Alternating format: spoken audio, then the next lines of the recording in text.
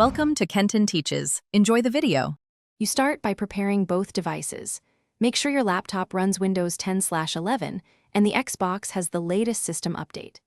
Connect the Xbox to your router via Ethernet when possible, and put the laptop on 5 GHz Wi-Fi or wired LAN for lower latency. Sign into the identical Microsoft account on the Xbox and the Xbox app on your laptop.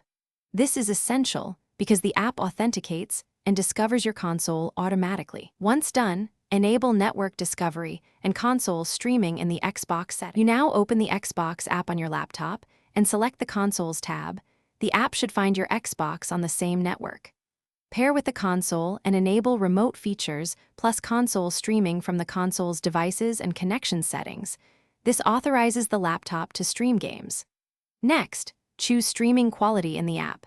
Pick performance for lower latency or high fidelity for better visuals if your bandwidth supports it. Make sure controller input is mapped and that HDR or 60Hz are disabled if you see stuttering.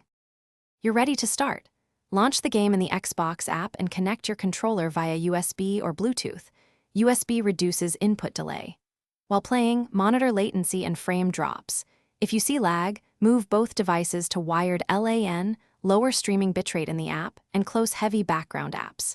If the console stops appearing, reboot the Xbox and router, re-enable remote features, then repair in the app. One key tip: temporary firewall or VPN interference is common.